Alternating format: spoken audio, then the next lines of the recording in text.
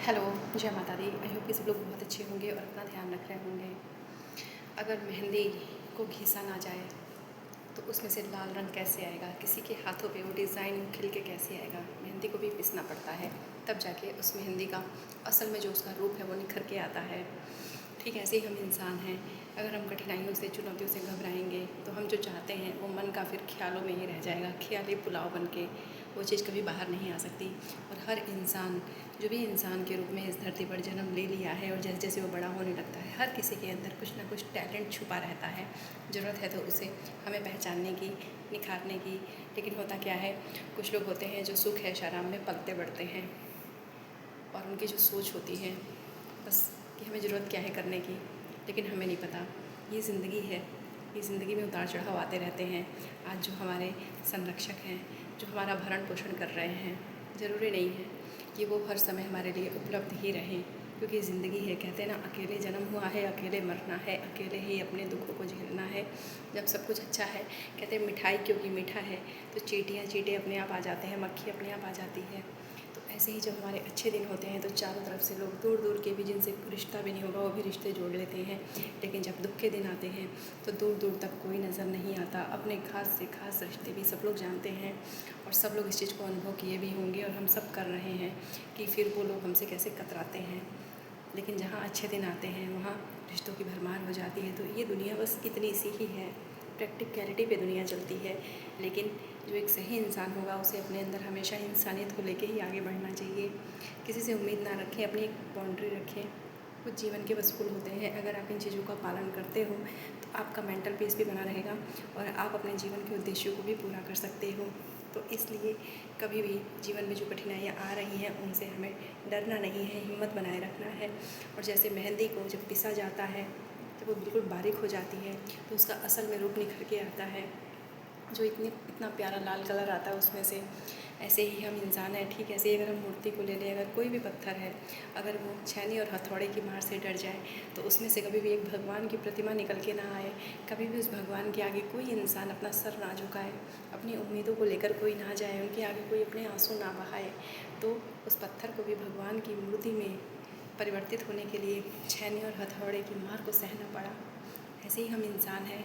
हमें भी इन कठिनाइयों को उसी रूप में एक्सेप्ट करके और हमें उस पर कार्य करके अपने जीवन को निखारना चाहिए, जिससे कि हमारे जीवन का उद्देश्य पूरा हो सके। असल मायने में भोग भोगना तो पशुओं का काम है। हमारा जीवन सिर्फ भोग भोगने के लिए नहीं हुआ है।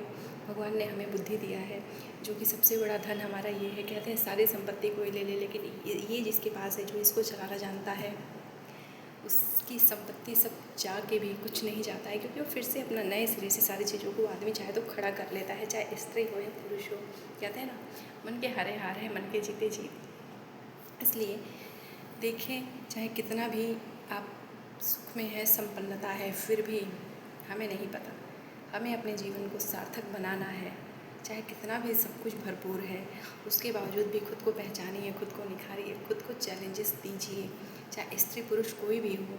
क्योंकि अगर आप ऐसा नहीं करते हो तो सच में आप अपने आप से नहीं मिल पाते हो। एक ऐसे इंसान जो छिपा हुआ टैलेंट है आपके अंदर, उससे मिलने से आप रूबरू नहीं हो पाते हो, आप वंचित रह जाते हो। तो इसके लिए घर से बाहर निकलें, चुनौतियों का सामना करें, धूप से, पसीने से ना घबराएं। ये जो धूल और मिट्टी है, ये जो पसीना है, जो आप संघर्ष करते हो, इससे जो आपका एक व्यक्तित्व निखर के आता है, ये मेकअप से नहीं आएगा, ये चार दीवारी में एसी में रहने से नहीं आएगा, मखमल पे पड़े रहने से, आरामदायक बिस्तर पे नहीं, वो सुकून आपको नहीं मिलेगा। वो सुकून तभी आएगा, वो चैन की नींद आपको तभी मिलेगी जब आप बाहर निकलोगे, धक्के खाओगे, पब्लिक का सामना करोगे। हर इंसान के अंदर एक टैलेंट है। बिना टैलेंट के परमात्मा ने हमें इस धरती पर नहीं उतारा है। बस गलती हमसे यही होती है कि हम लोग या तो सुख ऐश आराम में पड़ के इन चीज़ों को भूल जाते हैं, या फिर हम हिम्मत नहीं कर पाते, जो कि सरासर गलत है। तो हमें अपने दुश्मन स्वयं नहीं बनना चाहिए।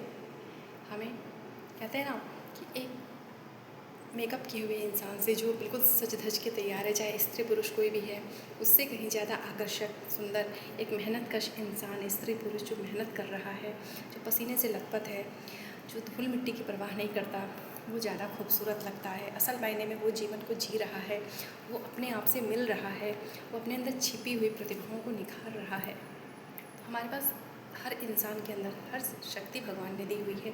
ज़रूरत है तुमको पहचानने की, उस पर काम करने की। और इन चुनौतियों से, इन कठिन रास्तों से जो घबरा जाता है, यकीन मानिए फिर कल को उसके हाथ मायूसी की सीमा कुछ हाथ नहीं लगता। इसलिए कभी भी इन चीज़ों से ना घबराएं, अपने ऊपर काम करें। अगर हम अपने ऊपर काम करें, बहुत सारी चीज़ें हैं जिन पे काम करें तो समय भी बहुत कम है। लेकिन होता क्या है, हम दुनियादारी में खोए रहते हैं। किसी ने कुछ कह दिया, हमारा मन ख़राब हो गया, किसी ने हमारे रास्ते में विघ्न डाल दिया, अब हम बस हिम्मत हार गए। नहीं, ये सारी चीज़ें लगी रहेंगी। कठिनाइयों को आप पार करोगे तभी जो आप चाहते हो आपको मिलेगा। इसलिए स्वयं के सगे बने, परमात्मा का हाथ थाम के चलें। आप जो चाहते हो सब कुछ कर सकते हो। और अगर कठिनाइयाँ आती हैं, इसका मतलब यही है कि हम सही रास्ते पे हैं, हम कोशिश कर रहे हैं, और जो कोशिश करता है वो जीत जाता है। बहुत बहुत थैंक यू। जय माता दी।